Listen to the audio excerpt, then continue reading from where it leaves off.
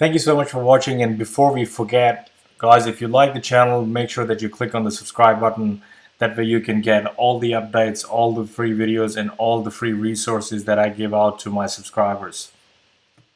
So in Victoria, let's say if I was to build a 20 square meter house, I would be paying, let's say, about 1550, let's say that. So actually that's a bit dear. So let's say 1500 per square meter for a 20 square house. So that takes care of my construction cost. We go down and let's look at the finance costs involved with the project.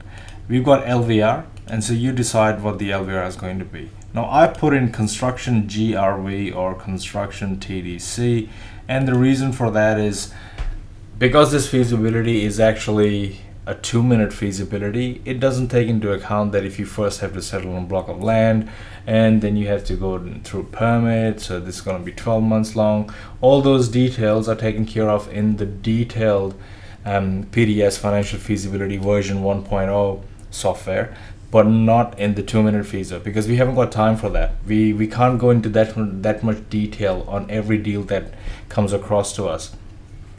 So over here, I'm just saying that when you go and get construction finance, the LVR is actually going to be either 70% of GRV, which is the gross realization value, or your total sale value.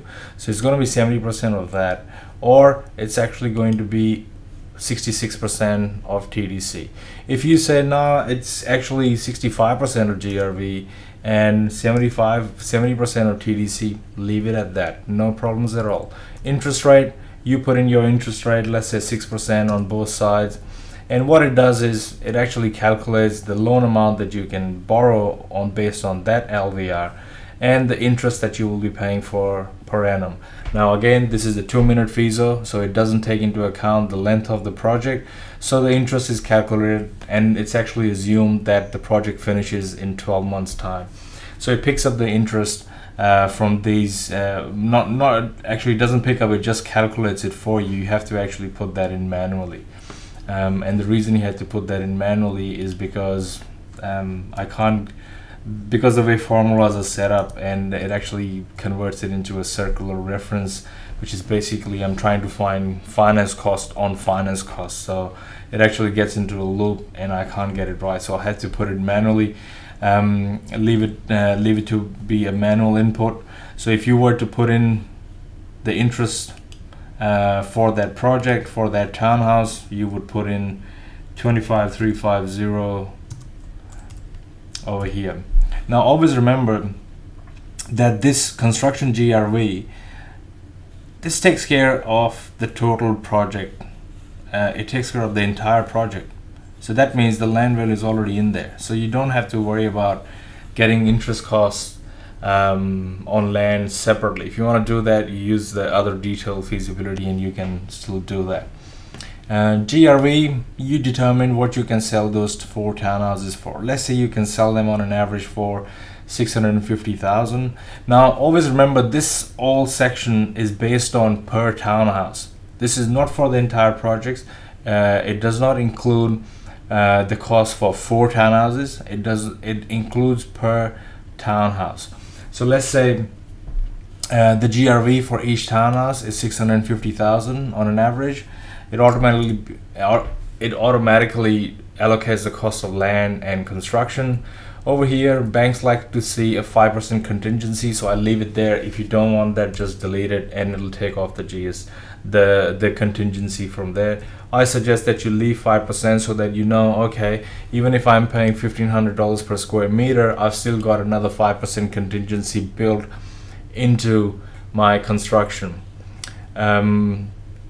Consultants, let's say per townhouse, you would pay a consultant, I think $15,000 per townhouse. Now this is based on average. There's no formula or no percentage that I can give you that you can put in here, although for bigger projects, architects usually work for anywhere between 1 to 2%, and they want to make that much at least. However, for the purpose of this 2-minute FISO, I've left it open so you can put in, if you say, nah, I can pay $10,000 per townhouse is enough. And if it's a 2 townhouse development or a 3 townhouse development, I think, let's say 12,500, not that, $12,500 for consultants, reports, and so on per townhouse. Let's say that's enough.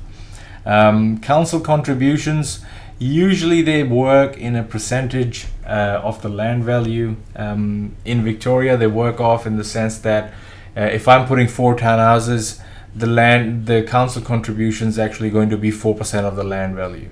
So if I was to put 6 townhouses, I'd put 6% here, and that'll give me what the council contribution is going to be. GST, I'll leave that for a second and I'll come back to it. Let me just finish the rest of things. Marketing costs are based on the commission that you put into this column. And if you're paying 1%, just put 1%. If you're paying 2%, just put 2%. And if you're paying 2.5%, just put 2.5%. Miscellaneous, how much would you allow? Let's say you allow 11,000 per townhouse as miscellaneous, just like a miscellaneous cost that you haven't accounted for example. Finance costs, basically you decide which line you're going to take. You're going to go with construction GRV, or you're going to go with construction total development cost, TDC, and this is interest per annum. And because these loan amounts are actually based on the GRV of a single unit and the GRV or the TDC of the single unit, these costs are actually. Thanks for watching the video. All links are actually in the description. If you would like to download a free resource, which is the free property development blueprint, you can do so from my website by clicking on free blueprint, and you should be able to download everything. So make sure you check out propertydevelopmentsystem.com.au and also the links in the description below. I'll see you next time.